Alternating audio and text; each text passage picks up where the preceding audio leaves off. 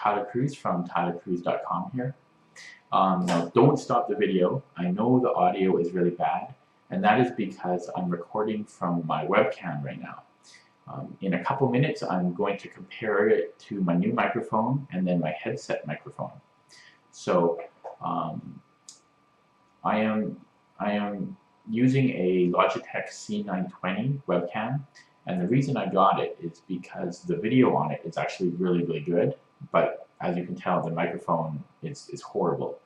But it's also bad because I'm in an office that is pretty big, and it kind of goes in this direction here. And the acoustics in it is just really bad because the sound will bounce off all of the walls everywhere, and you get kind of this echoey effect, and it sounds kind of like a far away, and it's really horrible. So I will switch over to the headset now. And this is the headset. It's better, but it's better in a different way, and not too much better. It's partly because it's seen better days. It's pretty old. It's even being held by Scotch tape here, and it used to have a better recording quality, but I think it's just gotten old, and there might have been a condenser inside that's been damaged or something. I don't know. But this is what I used for years when I would record screencasts and like do Skype calls, even some videos I would use it, and for gaming. But as you can tell, it's it's the audio on it is not too great. So I am now going to switch over to my new microphone here. And here we go. This is my new microphone. It is a blue Yeti USB microphone. So you should notice a pretty significant improvement. But I have spent an unknown amount of time fiddling with the settings and the positioning and everything to try to get it good. But I think there's room for a lot more improvement. But this is about as good as I can get it personally. If it can get any better, I would need help from somebody else because I don't know too much about this stuff.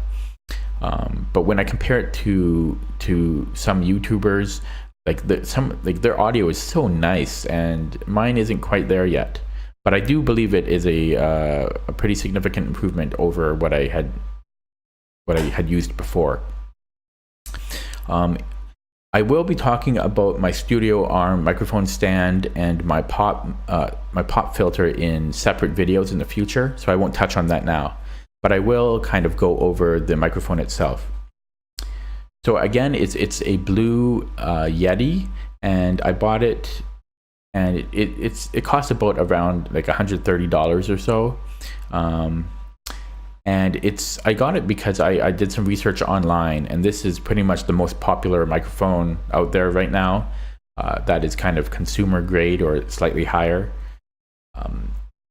If you want like a significantly better quality microphone, you're going to be spending probably like $400 to $2,000. So for the price, this is pretty much the go-to microphone from what I've read. Now on the front of the mic here, there is a volume knob, and this is here because there's actually a headset jack on the bottom of the microphone that you can optionally use to listen to the microphone live and get your levels and gain right. But I personally didn't really find that too useful myself because I had trouble hearing myself through the headset louder than my voice. So I tend to just do all my testing by recording a video and then playing it back. On the front of the microphone, there is also a mute button, which would be useful for live streaming. If somebody comes in the room and you don't want other people to hear what you're talking about, you can quickly press that. Or if you're doing like podcasting and you need to cough while the other person is talking, type of thing, it'd be useful in that regard. On the back of the microphone, there is a gain knob here, which I use all the time, and as a result, I wish they had put it on the front here. because as you can see, I've got my microphone kind of upside down and the knob is on the back. So it's backwards and upside down if I want to adjust it, which makes it really difficult to tell where the level is at and which direction to turn it. For those of you that don't know, from what I understand, the gain adjustment knob here is basically, it will affect kind of a bubble around the microphone.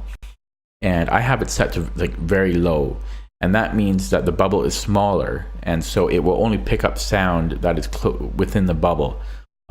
It'll pick up sound farther away, but not as much.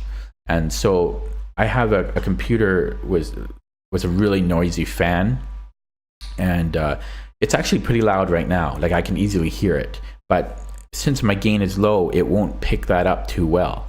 If I increase the gain, I could talk like farther away from the microphone and it'll pick me up better, but it'll also pick up other atmospheric noises around the room as well. So usually you want to have that pretty low. Lastly, there is a knob here which lets you set different modes of the microphone. That's partly what sets the Blue Yeti apart from other microphones, in that it can record in different modes. So right now I have it on, I forget the name of the mode, but it will basically just record directly in front of it. But there's also a interview or bi-directional mode where it will record from this side of the microphone and from this side. And then there's a mode that will do like the whole room, like 360. And then there's another mode as well, which I forget. The Blue Yeti microphone is also very heavy. I think it's about 3.5 pounds. It actually comes with a stand, a very sturdy, heavy stand, and that makes up most of the weight of the microphone, maybe 2.5 pounds or so. But I have it mounted here on the stand, so I don't have the little stand that came with it included here. But you can look at that in a photo. I'll include a photo of it on my blog. So overall, I'm pretty happy with the microphone. It's definitely an improvement over what I used before. But let me know what you think of the new audio, my new setup here, and if you think it's a pretty noticeable improvement, or if you have any tips on how I can improve my recording quality. Okay, thanks for watching, and yeah, stay tuned for my video about my studio arm stand and my pop filter. Thanks for watching. Bye.